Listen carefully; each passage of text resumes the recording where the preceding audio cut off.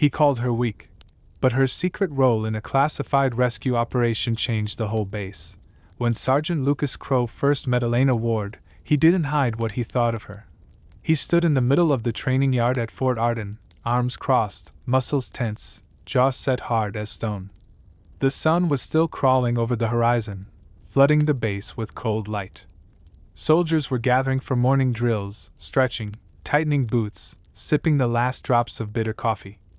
Elena arrived quietly, her steps soft but purposeful. She was small compared to the other soldiers, not fragile, but lean, compact, carved by years of discipline rather than brute strength. Her uniform fit neatly. Her expression was composed. She looked like someone who never yelled, never boasted, never started fights. Lucas didn't trust people like that. He took one look at her and let out a sharp breath. Great. Another weak one. A few soldiers nearby chuckled. Elena kept her head down, adjusting her gloves. She didn't respond, not even with a glance. Lucas shook his head. We don't need people who break under pressure. Still, she said nothing. To the others, her silence seemed like proof that the sergeant was right. A rookie. Soft. Too gentle for combat, too quiet for leadership. Nobody guessed why her silence existed, why she had learned to hold her breath before letting truth escape. But the truth had teeth. During drills, Lucas watched her like a hawk, calling out every misstep, every second she took too long to climb a wall or reload a rifle. He compared her to the strongest privates, pushed her harder than the rest, and seemed almost satisfied every time she stumbled, as if confirming his belief that she didn't belong there. But Elena never snapped back. She ran every lap, finished every push-up, stayed after hours, practicing with a determination that was quiet but fierce. One night, Corporal Mason found her alone in the yard practicing weapon transitions in the cold. He walked up slowly. You don't have to prove anything to him, Mason said gently. Elena didn't look up. I'm not trying to prove anything to him. Then why push yourself this hard? She paused, her voice tight. Because when you've survived something the world can't acknowledge, you don't ever want to feel unprepared again. Mason didn't understand the words then, but he remembered them later. A month into her assignment, the base received sudden news. A supply convoy traveling through a remote mountain pass had gone dark. 7 soldiers were unaccounted for, including Lieutenant Harris, a respected officer. The radio feeds were scrambled, GPS trackers flickering. The terrain was dangerous, unpredictable, and held too many places for an ambush. The base buzzed with tension. Soldiers whispered theories: hostile forces, a vehicle crash, communications failure. But everyone knew what had happened. They just didn't want to say it out loud. Commanders gathered in the operations center, debating whether to send a rescue team. The region was unstable, and sending forces without intel risked more casualties. Lucas stood near the center of the room, fists clenched. We can't just sit here, he argued. Those are our people. The colonel exhaled. And I will not send another team into a death trap without eyes on the ground. Then a voice from the back of the room spoke, steady, calm, but firm. I can guide the rescue. Every head turned.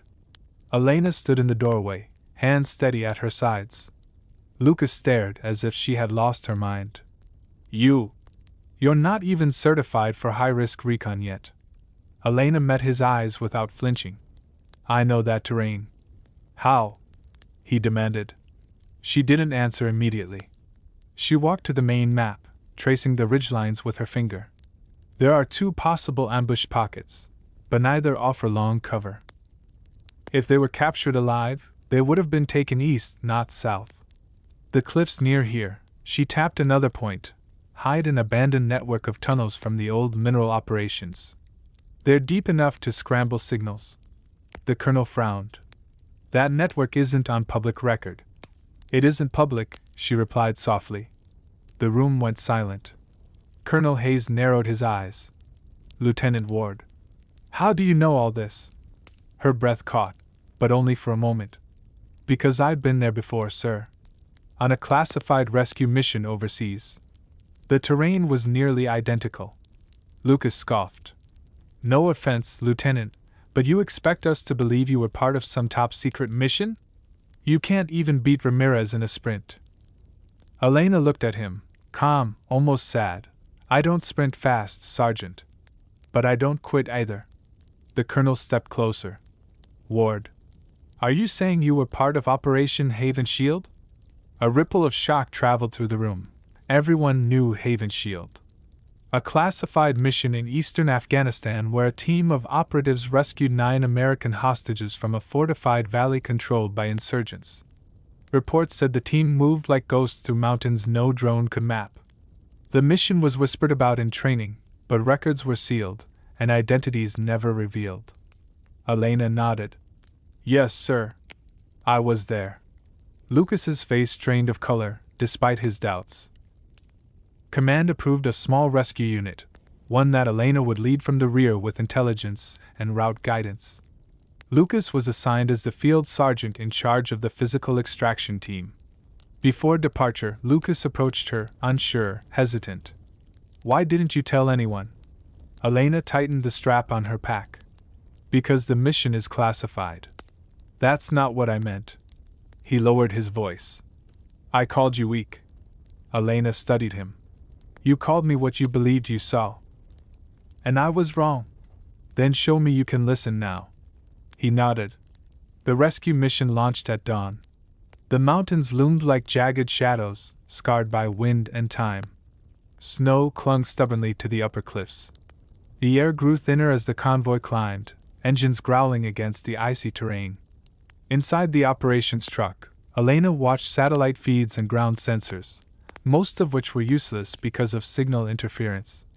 She marked every movement on the map, calculating routes faster than the tech officers beside her. Team 1, shift left 10 degrees, she ordered calmly through the comms. There's wind scattering dust near the ravine. Someone walked through there recently. How can you tell? Lucas asked through the radio. The wind here moves west to east. Dust should fall on the west ridge first. It didn't. Small details. The kind most people missed. The kind only someone with very specific training could see. Hours passed as the team moved deeper into the pass. Suddenly, a faint SOS burst through the static. Lucas's voice broke through moments later. We found tire marks. And blood. Elena felt her pulse spike, but her voice stayed even. Copy. Follow the ridge northeast. There should be a narrow opening between 2 boulders. It leads to the tunnels. How do you know exactly where it is? Mason asked. She didn't answer. She didn't need to. Minutes later, Lucas's breathing grew ragged. We found them. All of them. Injured but alive. They're tied up inside a side chamber. Pressure plates on the entrance. We need a way around. Elena's mind raced. She remembered the old mining layouts, the hidden pockets of earth, the weak spots in the tunnel walls. There should be a natural fault line 2 meters to your right, she said quickly. Drive your weight into it. It'll break clean and bypass the plates. That's insane, one officer muttered. Lucas didn't hesitate. If she says it'll work, it'll work. A crash echoed through the comms. Then it worked. We're inside. Relief flushed through her chest, sharp and overwhelming. But the operation wasn't over yet. They still had to exit safely. Moments later, gunfire erupted across the radios. Ambush! Lucas shouted. Multiple hostiles, closing in. Elena's heart pounded. She pulled up the map, recalculating in seconds. Fall back to the northern exit. There's a steep drop but loose rock. You can create a slide to block the passage. We'll get buried if we do that. Only if you time it wrong, she countered. On my mark. 3, 2, 1, move! The team sprinted. A deafening rumble followed. The rock slide thundered down, sealing the passage behind them and cutting off enemy pursuit. Minutes later, hours in her heart, the rescue team emerged into the pale mountain light carrying the injured soldiers behind them. Alive. Every single one of them. When the helicopters touched down at Fort Arden, The colonel and dozens of soldiers rushed forward. Lucas climbed out first, his face streaked with dirt, relief, and something new, humility. He walked straight to her. "You saved them," he said quietly. "You saved all of us." Elena shook her head. "No. We saved them." Lucas exhaled sharply. "I misjudged you. Badly. You misjudged what strength looks like. And I'll never make that mistake again." Word of her role spread across the base like wildfire. Soldiers whispered her name with respect. Officers asked about her strategies. The rescue troops saluted her the moment they saw her. But Elena didn't seek praise. She stood at the edge of the landing field, eyes distant, remembering another mission long ago, another group she had saved, another set of scars she carried quietly. Lucas stepped beside her. "What you did out there, it changes everything." She didn't smile, but her voice softened. It wasn't about changing everything. It was about doing what had to be done. And for the first time since arriving at Fort Arden, Elena felt something loosen inside her, a weight she had carried for years. A weight she no longer had to carry alone. If my work inspires you even a little, please subscribe to the channel, leave a like, and drop a comment telling me where in the world you're watching from. I truly love knowing that.